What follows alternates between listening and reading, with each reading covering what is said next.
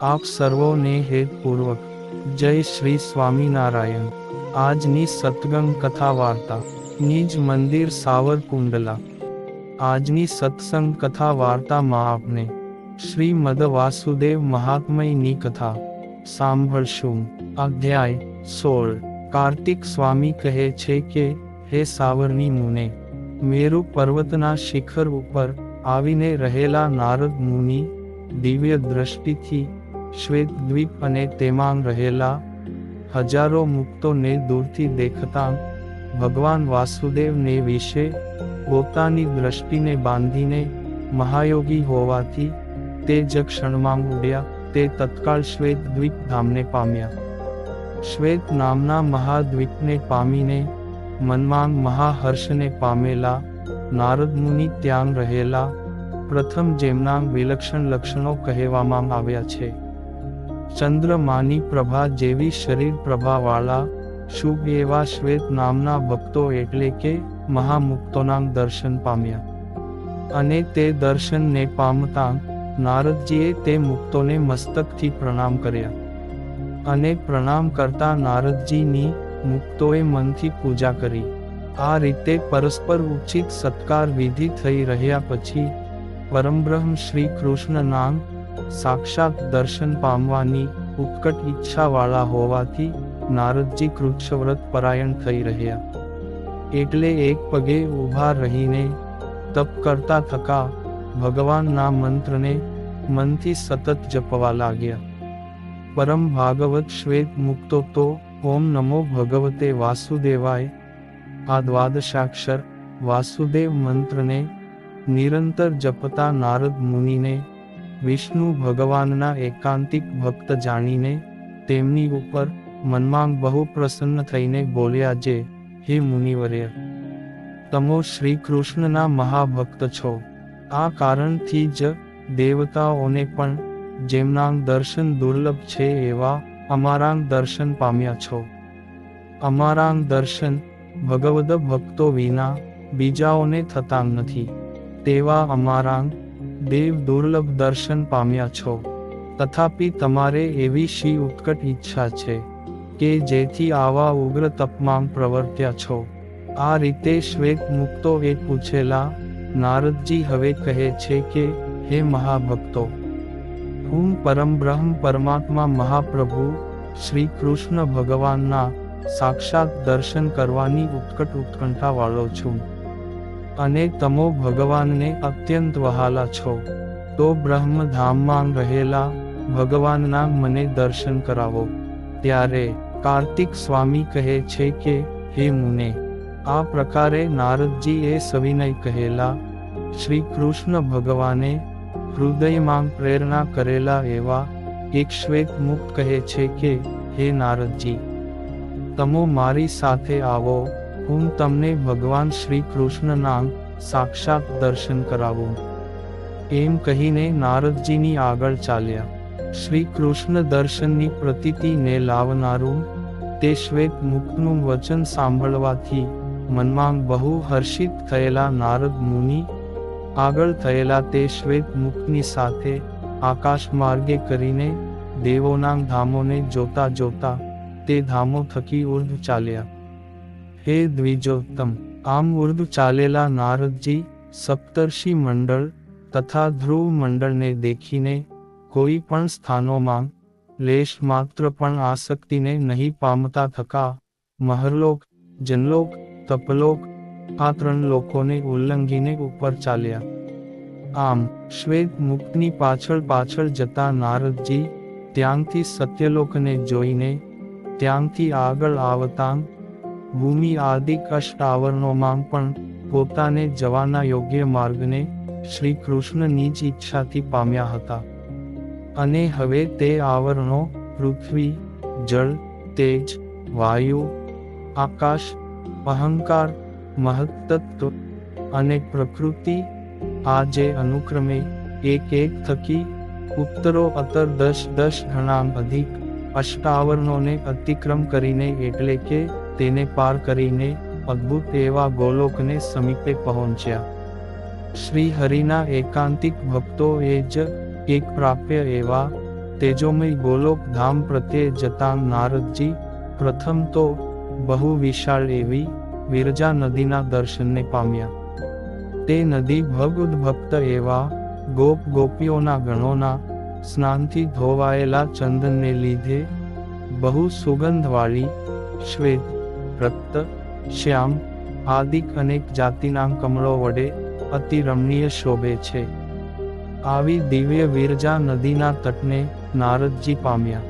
એ તટ તો પ્રધાનપણે સ્ફટિક મણિઓ વડે રચેલો, અતિશય દીર્ઘ, શ્વેત, હરિત એટલે કે લીલા, રક્ત, પિત્ત આદિક શ્રેષ્ઠ મણિઓથી વિરાજમાન, માટે સર્વના મનને આકર્ષણ કરનારો છે.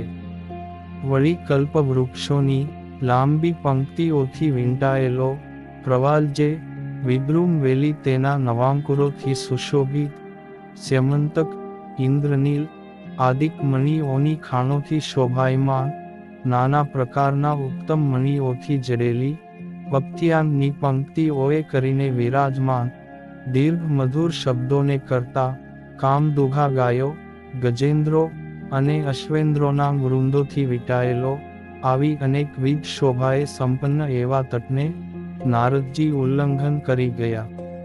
ત્યાર પછી નારદ મુનિ ગોલોક ધામને ચારે બાજુ ગોળાકાર વીંટાયેલી હોવાથી તેની ખાઈભૂત એવી દિવ્ય વિરજા નદીને ભગવાનની ઈચ્છાથી સહજમાં ઉતરી જઈને શતશૃંગ નામના અચળને પામ્યા. આ શતશૃંગાચળ તો હિરણ્યમય એટલે કે સુવર્ણમય, માટે જ દર્શનીય, 1 કોટી યોજન ઊંચાઈ વાળો, 10 કોટી યોજન વિસ્તાર વાળો અને મનોહર છે. વળી તે દિવ્ય અપરિમિત કલ્પવૃક્ષો, પારિજાતાદિક બીજાંગ વૃક્ષો, મોગરો, જુઈ આદિક વેલીઓ, લવિંગ, ઇલાયચી આદિક લતાઓની પંક્તિઓ અને સોનેરી કેળો આદિક બીજા પણ બહુ વૃક્ષો વડે તથા મૃગગણો, ગજગણો અને મધુર શબ્દને કરતા પક્ષીગણોએ કરીને બહુ શોભાયમાન છે.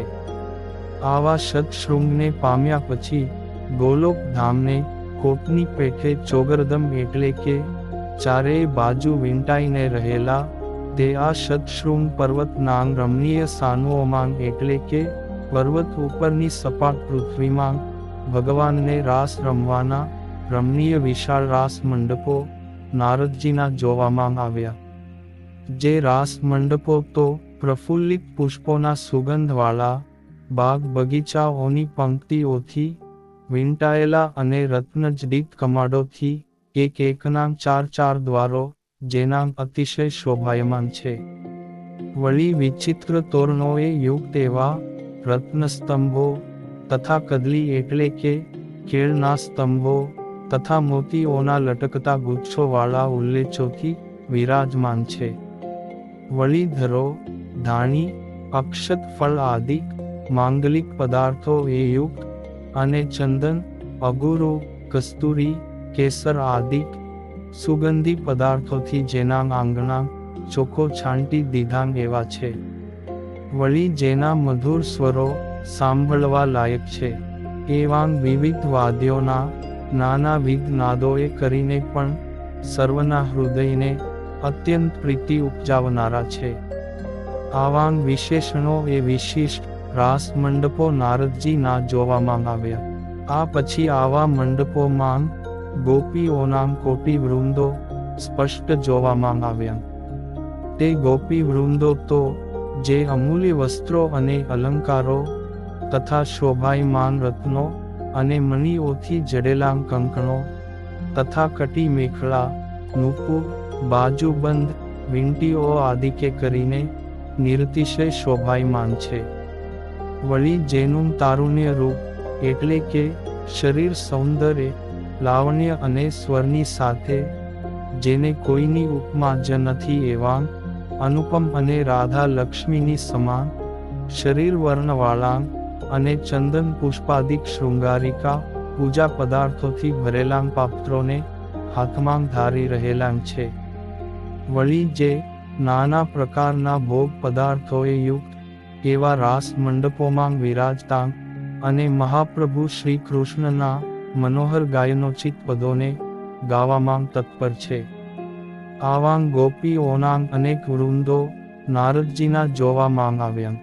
હે સાવરણી મુને, ગોપી વૃંદોનું દર્શન થયા પછી નારદ મુનિને શતશૃંગ અચળની તળેટીમાં વૃંદાવન નામનું મોટું દિવ્ય વન જોવામાં આવ્યું.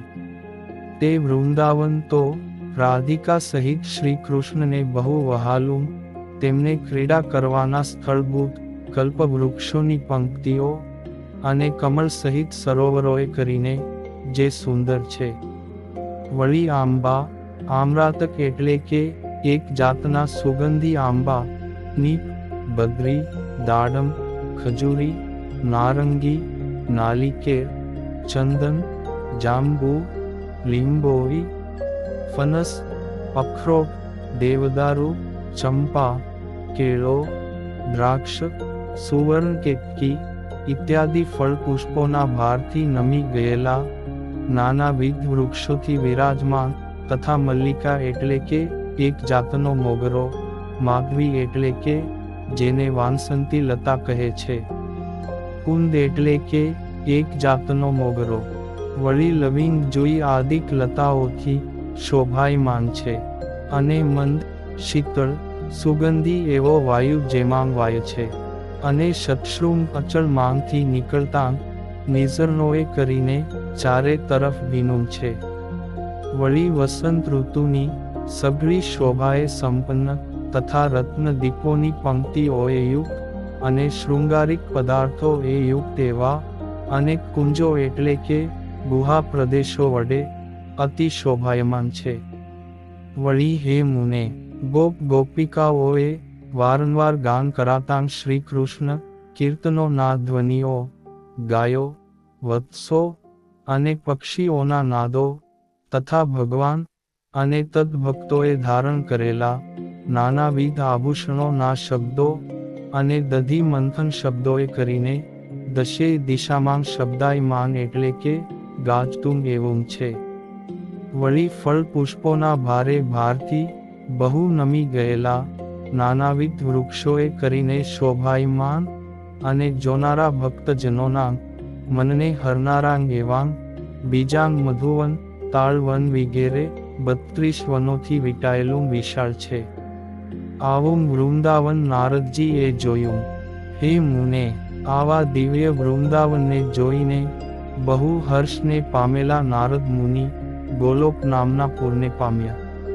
તે પૂર તો બહુ પ્રકાશમાન, ગોળાકાર, રત્નના કિલ્લાવાળું, શ્રેષ્ઠ રાજમાર્ગોએ કરીને સુશોભિત, શ્રી કૃષ્ણ ભક્તોના અસંખ્યાત વિમાનો તથા જેમાં શ્રેષ્ઠ રત્નો જડ્યાં છે એવા અને વળી નાની ઘંટડીઓના સમૂહોથી શોભાયમાન એવા રથો વડે વિરાજિત છે. વળી મહામણિવરોના સમૂહો વડે જ નિર્માણ કરેલા રત્નસ્તંભોની પંક્તિઓએ કરીને વિરાજિત, જોનારા મુક્તજનોને આશ્ચર્ય ઉપજાવનારા પંક્તિબંધ રહેલા અસંખ્યાત એવા સૌધો એટલે કે એકાંતિક ભક્તોને રહેવાના મહેલો એ કરીને તે મનોહર છે. વળી ઉત્તમ મણિઓથી રચેલા દિવ્ય વિલાસ મંડપો તથા ઉત્તમ રત્નરૂપ દીપોની પંક્તિઓ તથા રત્નમય વેદીઓ વડે રમણીય છે. વળી કેસર, અગરુ, કસ્તુરી, કુમકુમ આદિકના રસથી જેના માર્ગો, ચોક આદિક છાંટેલા છે અને દધી, દૂર્વા, લાજા એટલે કે ધાણી, સોપારી, કદળી વૃક્ષો એટલે કે કેળના વૃક્ષો આદિકથી જેના આંગણા એટલે મહેલના અગ્રભાગો શોભેલ એવું છે. વળી જળથી પૂર્ણ ભરેલા સુવર્ણ કળશો અને વિવિધ તોરણોથી જેના ગૃહાંગણોમાં મંગળ કરેલું છે. જેના મણિબદ્ધ ભૂમિવાળા રાજમાર્ગોમાં અનેક ગજો, અશ્વો વિચરતાં છે. વળી ચંદનાદિક પૂજા પદાર્થોને હાથમાં લઈને શ્રી કૃષ્ણના દર્શન કરવા માટે આવેલા અનેક બ્રહ્માંડોના નાયકો ભવ બ્રહ્માદિકોની જેમાં ભારે ભીડ રહ્યા કરે છે. વળી શ્રીકૃષ્ણના દર્શન કરવા જતાં ગોપ ગોપીઓના મંડળોએ કરીને જેના મહામાર્ગોમાં મોટી ભીડ વર્તે છે. આવા અનેક વિશેષણો એ વિશિષ્ટ એવા દિવ્ય ગોલોક ધામને જોઈને નારદ મુનિ મનમાં બહુ જ આનંદ પામી ગયા. ગોલોક નગરના દર્શન થયા પછી નારદ મુનિ શ્રી કૃષ્ણના દિવ્ય મંદિરને પામ્યા. તે મંદિર તો આશ્ચર્ય માત્રના સ્થાનભૂત કે જેમાં સમસ્ત આશ્ચર્યો રહ્યા છે.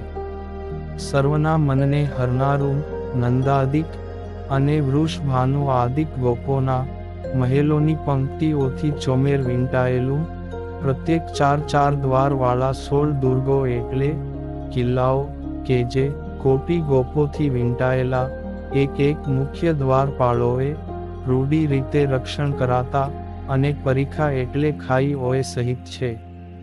તેનાથી યુક્ત એવા દિવ્ય મંદિરને પામ્યા. તે મંદિરને પામ્યા પછી નારદ મુનિએ રત્નોના સ્તંભો અને કમાડો જેના છે અને પોતાની આગળ રહેલા એવા 16 દ્વારો એટલે દરવાજા માંગ બેઠેલા દ્વારપાળો એટલે દરવાણીને અનુક્રમે જ જોયા.